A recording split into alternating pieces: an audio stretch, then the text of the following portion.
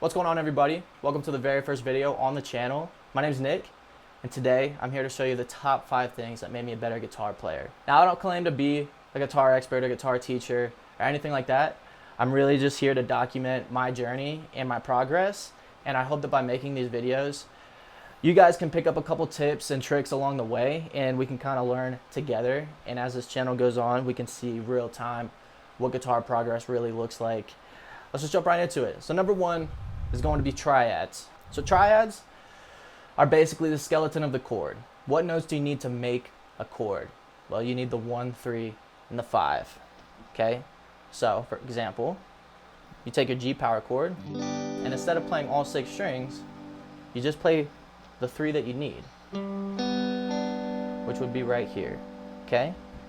Now this shape is movable, so if I take this G triad right here and move it up a whole step, now I have an A major triad, move it up again. This is a C major triad, D, E, all the way up to G again, okay? Triads really helped me understand the fretboard, and you have triads that start on every string.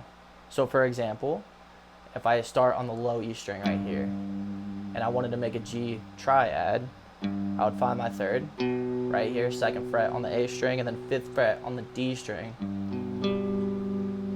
This is a G major triad. If I wanted to find the next triad, I would drop this E string, and I would only play, drop the A string. Now I'm going to drop the D string.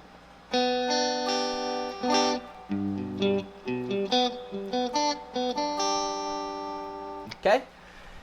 And now you just learned all the triads on one position on the neck. Okay? That's one scale position. So this is your G major scale.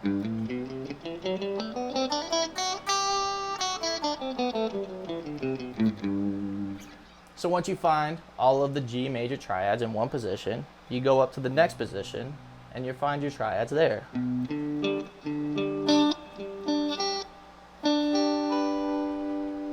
Okay? Same for the next position.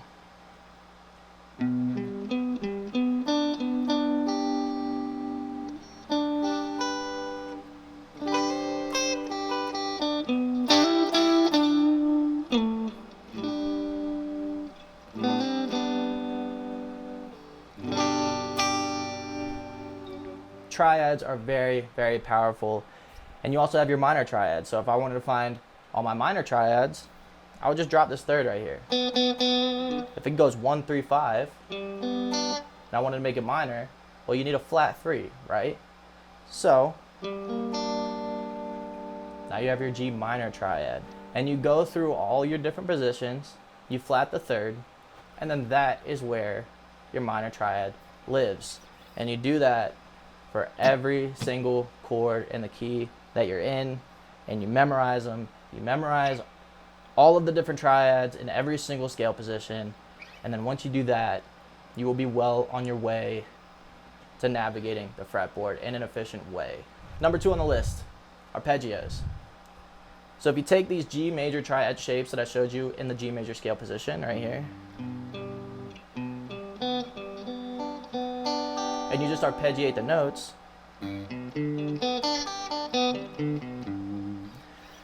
now you know where all of the chord tones are in that scale for the G major chord, okay? So you know where your 1, 3, and 5 are all the way up and down that one position. Now you find those chord tones in each scale position you're in, and now all of a sudden, you not only know your scales, you not only know your triads, but now you can see the chord tones for that one chord all the way up the neck. So say you're soloing, now you can move from this position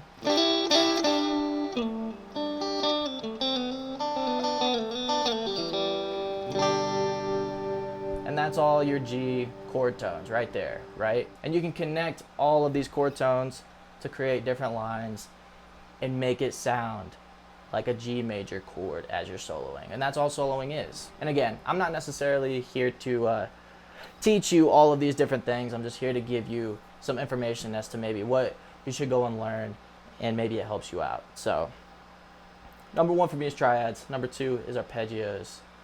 Move on to number 3, modal scales. Now I'm not going to go through all the different modes and explain what makes them different and unique. I'm just going to show you something that might help this click in your head a little easier. So if we take the G major scale,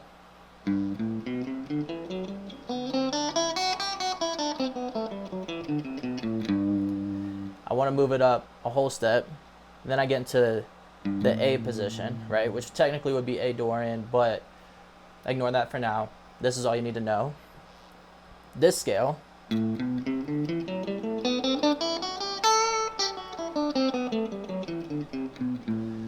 has the exact same notes as your G major scale.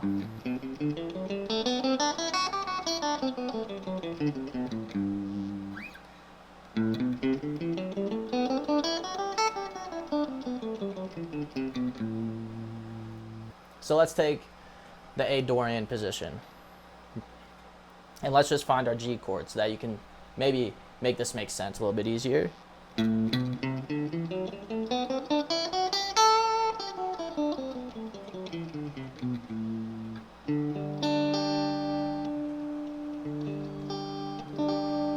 Okay, so this is my G chord, and I'm just using notes from that scale that I just played in order to make it, right?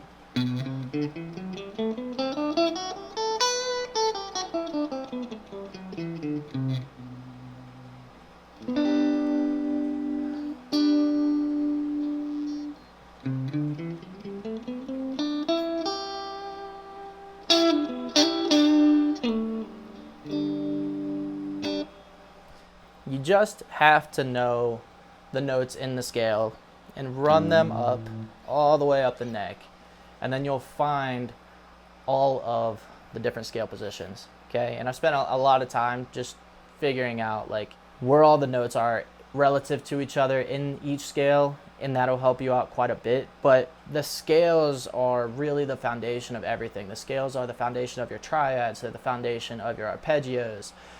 They're the foundation of any extra notes that you'd want to play, like a seventh, or a fourth, or a second. Okay, so you'll be able to find your sus chords, your seventh chords, your sixth chords, etc. And once you learn your scales, then you learn your triads and you learn your arpeggios, the light bulb is going to start to turn on, and you're going to think to yourself, wow, I can really see a lot more information on the neck than I could before. And that's because cognitively, you can just think about it without thinking about it. It's like a subconscious thing.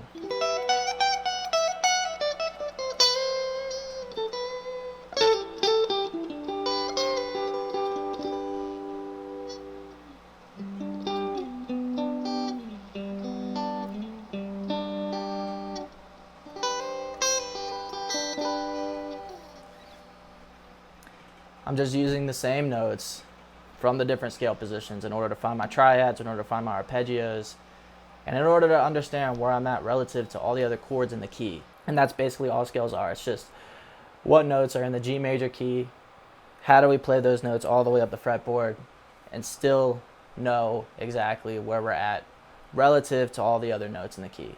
So learn your scales, learn your triads, learn your arpeggios, and now we're on to number 4. Picking exercises. I'm going to show you guys this exercise. It's helped me not only pick faster, but also pick more accurately and kind of build those neural connections between my picking hand and my left hand here, my fretting hand. So it just goes like this. Start on the D string on the 9th fret.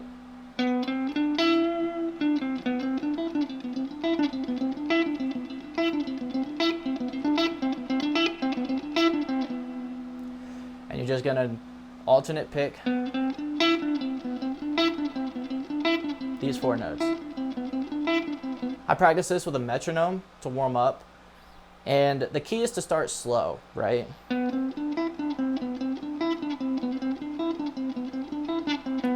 Now you want to go slow at first because you want to keep your hand as relaxed as possible. And you really want to start to increase the speed by small increments, like 5 BPM each time, because that is going to give you the strongest like neural connection as you speed up, and you'll be able to play a lot faster if you start off slow. That makes sense. It takes more time. I know everybody just wants to shred, but going slow is the key here in order to build that speed up later in the future. And I by no means am a picking god, okay? Picking fast is something that I've really struggled with, but this exercise has helped me a lot.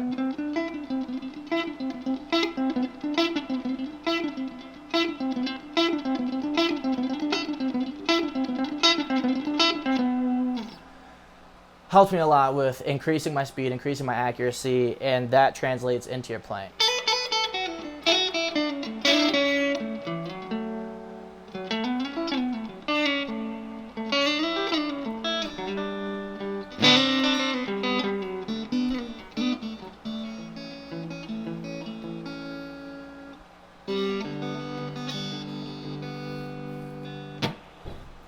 You might not notice it at first, but over time, you'll notice your picking is more accurate, your alternate picking is faster, it's better, and overall it just makes you a better player. So just take 10-15 minutes a day and literally just practice going slow and then increasing the speed by 5 BPM once you get that first speed locked down, wherever you're at for the day.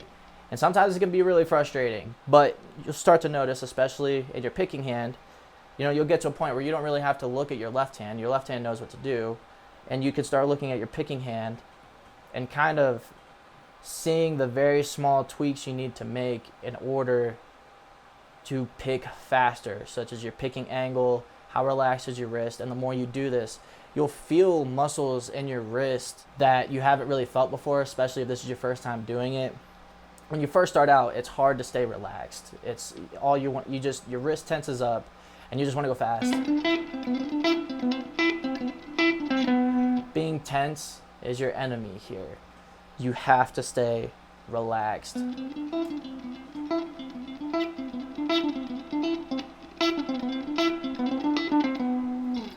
You're basically just making micro movements with your right hand. It's a right hand exercise. That's really all it is. It's just building those muscles up in your right hand, building the neural connections with your right hand in order to pick faster, and that is number 4. I hope you guys take that one and run with it because it's a really good exercise and it's helped me a ton. So practice that, and if you can get up to 200 BPM on this exercise, send me a video because I want to see it. But with all that being said, brings us to number 5, which is a looper pedal. If you guys don't have a looper pedal, I highly recommend you get one for a couple different reasons. First reason is it's going to help you stay on time. If you're off even just a little bit with a looper pedal, you will hear it and it will throw off the rest of your playing. So it just teaches you how to stay in time with music. Show you an example here.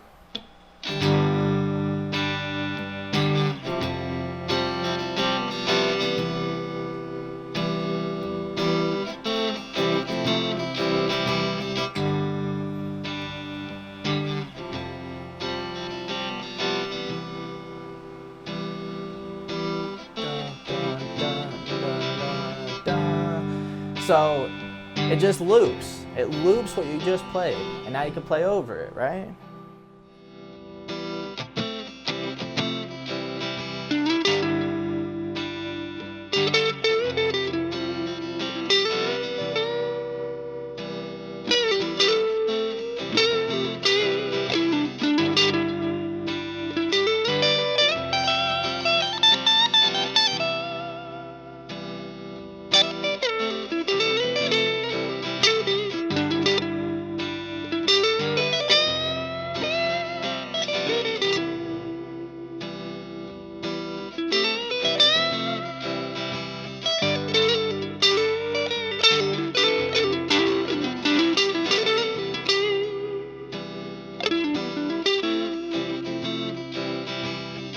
looper pedal is some of the most fun you can have, especially if you're playing by yourself.